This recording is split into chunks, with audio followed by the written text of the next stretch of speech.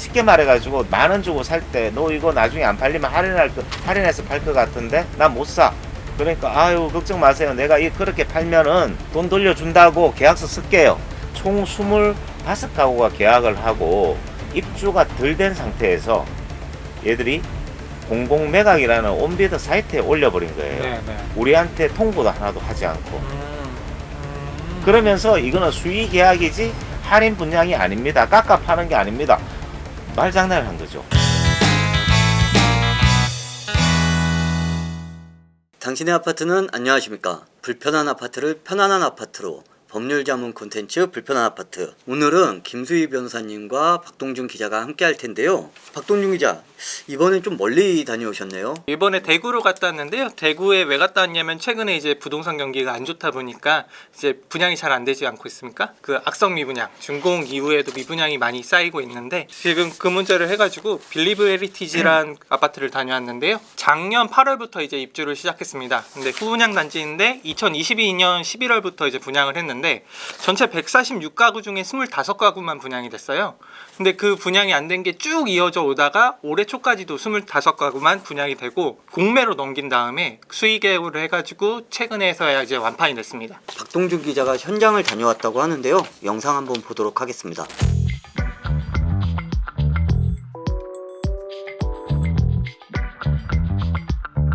신세계 건설 이곳에 적혀있다.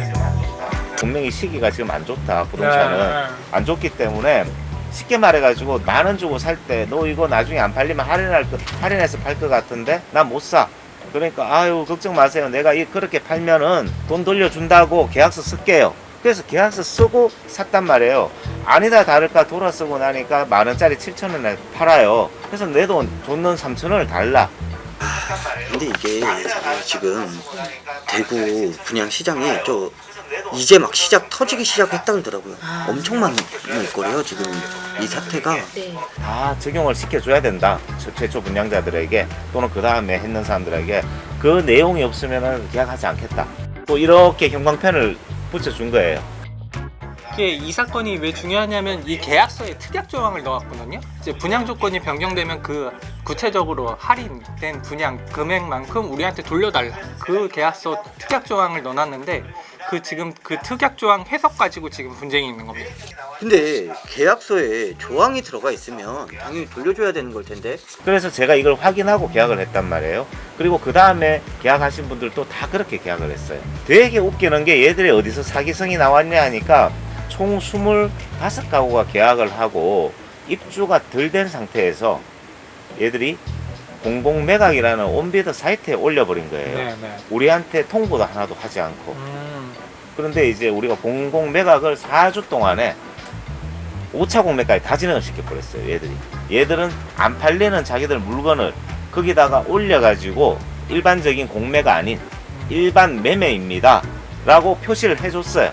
5차가 끝났는데 딱 2집밖에 안 되니 121가구 중에 119가구가 남은 거예요.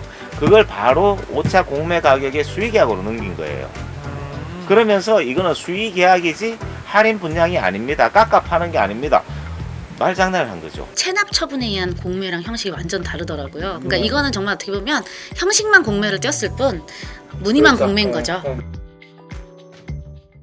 그 신탁사는 전부 다 위임 업무를 대행해 주는 거라서. 그러면 소송 주체도 그러면은 실질적인 그쵸. 거는 메리츠가 하는 거지 우리는 그냥 이름만 피고다 그거예요? 그렇죠. 요보 측의 입장은 그냥 대주단에서 표면적으로만 원고 피고 막 이렇게만 설정이 되는 거지. 저희가 이제 뭐 신탁 업무 자체가 어떤 대주단의 위임 업무, 모든 업무를 위임해 주는 거기 때문에 소송도 그 중에 하나로 이제 들어가는 거고. 뭐 저희가 뭐 그런 거를 전부 다 그냥 한마디로 쉽게 말하면 그쪽에서 의사결정 내려주는 대로 다 하는 거죠. 소송 진행 중일 때 저희 멘토가 나가거나 그러기는 좀 아마 좀 힘들 것 같아요.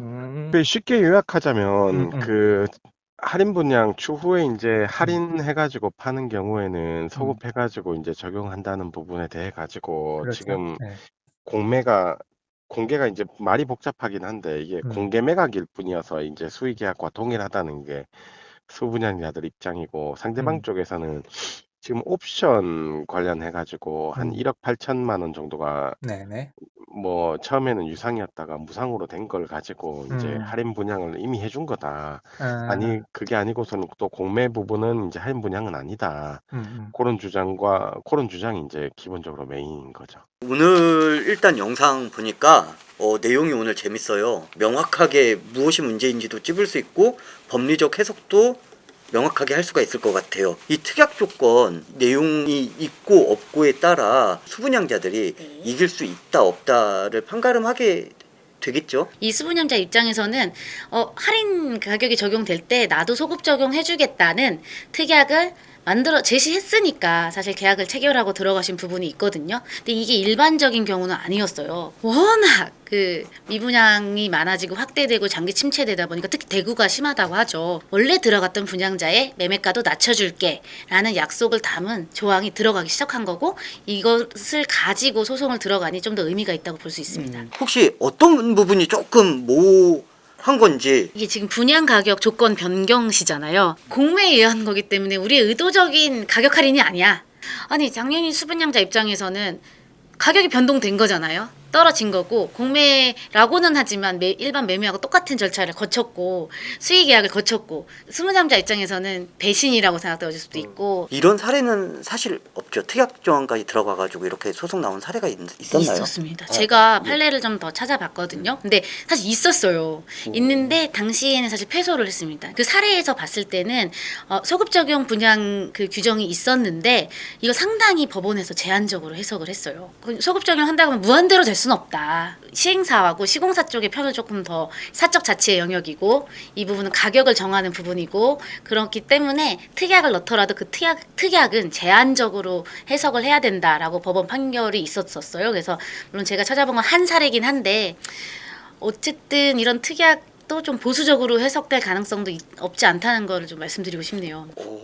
수분양자들한테 청천벽력 같은 소식인데요. 네. 그래서 사실 나중에 추후에도 말씀드리겠지만 이 특약을 정하실 때 구체적으로 추상적이고 애매하면 적용을 안 시켜주는, 인정을 안 해주는 경우가 어쨌든 판례상으로 확인은 되니까, 하급심이긴 한데 판례상 확인이 되니까 그만큼 이 규정을 정확하게 시행사하고 시행사의 의무를 딱 명확하게 할 수 있을 정도로 구체적으로 하는 게 좀 중요한 것 같습니다. 이번 사례 같은 경우에는 계약서에 이제 적시를 했거든요. 네. 분양 가격 조건 변경 시 기존 계약자에게도 변경된 분양 가격 조건을 소급하여 적용한다. 피고 측에서는 이거는 이제 분양이 아니고 이제 공매나 수의 계약으로 인해서 진행된 사항이기 때문에 분양이 아니다. 이렇게 지금 주장을 하고 있거든요. 무늬만 공매 아닌가라는 생각을 좀 했어요. 온비드라는 시스템을 분명히 활용은 했지만 겉으로만 이 시스템을 활용했을 뿐 내용상으로 보면 일반 매매와 다를 게 없고, 실제 그 공고에서도 일반 매매라고 적시한 게 좀 보여져요. 이번에 소송을 제기한 네. 수분양자분이 몇 분이죠? 25가구가 지금 제기를 했는데요. 가구당 지금 소송가액이 처음에는 1억 원으로 했는데 이제 할인 분양 이제 되고 나서 수의 계약한 그 폭을 감안을 해서 가구당 3억에서 한 5억 정도 해서 지금 한 80억 정도로 증액을 했습니다. 생각보다 그렇게 그들한테는 큰 금액은 아닐 것 같긴 한데, 이렇게 무리해서 법정까지 갈 이유가 있는 건지도 약간 궁금한데, 뭐 배경 같은 게 좀 있나요? 협의로 그냥 끝나버린다면 이러한 요구들이 이 아파트뿐만이 아니라 다양하게 들어올 것이고, 이 아파트 시행사뿐만이 아니라 대구 지역에도 미분양 아파트 사례가 많은데 이게 선례가 될 수 있는 사안이 되기 때문에 시행사 입장에서 좀 더 엄격하게, 신탁사 입장에서도 좀 더 엄격하게 소송으로 결국 결론을 낼 수밖에 없는 상황인 것 같습니다. 아니 말씀 주신 대로 대구 네. 지금 되게 심각하다고 하더라고요. 네. 이제 후분양이 이제 막 터져 나오는데, 처음에 말씀드린 것처럼 지금 대구 지역 부동산 미분양이 전국에서 1위거든요. 수성구의 또 다른 이제 아파트에서도 최근에 이제 분쟁이 있다가 합의로 끝난 상황이 있거든요. 각 가구별로 9천만 원씩 받고 이제 합의하기로 종결이 됐는데, 그 단지도 특약 조항이 있었어요. 근데 수분양자들이 이제 소송을 제기를 하니까 건설사에서 이제 합의를 하자 해서 합의로 끝난 사례가 있습니다. 또 특히나 신세계건설 같은 경우 보면 우발채무 이슈 같은 게 좀 많이 나왔었잖아요. 신세계건설을 이제 뭐 다들 잘 알다시피 요즘에 최근에 이제 모회사 이마트나 뭐 신세계그룹에서 이제 자금 유동성 같은 거를 지원을 받으면서 위기를 탈출하려고 하고 있는데요. 네. 80억 원 어떻게 보면은 좀 이렇게 줄 수도 있는데, 근데 그렇게 하다 보면 신세계건설은 상장사다 보니까 배임 이슈가 걸릴 수가 있거든요. 그러다 보니 더 조심스럽게 접근하는 것 같습니다. 아니 저 여기에서 그 네. 신탁사 있잖아요. 근데 여기가 하는 역할 아까 자기들은 뭐 자기들이 진행한 게 아니다 뭐 대주단에서 시켜서 했다 뭐 이 교보 자산 신탁의 역할이 뭐예요? 분양 대금 관리를 하기 위해서 이런 것들이 필요한 거잖아요. 분양 대금에서 공사 대금이 이제 변제가 되고 이 분양 대금을 잘 모으고 관리하는 게 제일 중요한데 시공사도 사실 믿을 수가 없기 그 다른 이제 시행사들을 어떻게 보면 신뢰하는 관계가 네네. 크지 않기 때문에 어떤 신탁 제도를 두고 그러니까. 시공사도 관여를 하고 하는데 결론적으로 이런 상황이 왔을 때 신탁사는 우리 역할은 제한적이다. 우리는 대주단 또는 시행사의 어떤 의사결정을 전달하는 역할만 한다. 이 부분은 이게 부동산 신탁뿐만이 아니라 다른 신탁사 쪽에서도 많이 이런 입장을 많이 어떻게 보면 하시는 것 같아요. 이번 판결이 앞으로의 선례가 될 수도 있어서 향후 나오는 재판에서의 영향을 미칠 수가 있거든요. 이거 되게 중요한 문제인데 자 오늘 내용 한번 간략하게 변호사님께서 한번 정리를 좀 한번 해주셨으면 좋겠습니다. 그동안 사실 소급 적용을 한다는 특약 자체가 많이 있는 경우가 아니었기 때문에 이번에 좀 더 의미 있게 볼 수 있는 것 같아요. 근데 그런 소급 적용 특약을 하더라도 좀 더 구체적으로 특약해서 안정적으로 보장받으시고 또 나아가서는 사실 위약벌 조항도 생각해 볼 수가 있거든요. 이 소급 적용 규정 가지고도 다툼이 이렇게 일어나니 위약벌로 어떻게 보면 시행사의 그러니까 매도인이죠. 매도인의 약속을 좀 더 강하게 보장받을 수 있는 그런 장치를 해보시는 것도 생각해 볼 만한 것 같습니다. 예, 변호사님이 말씀해 주신 대로 할인 분양 참 안타까운 내용입니다. 부동산 경기 침체가 심화되면서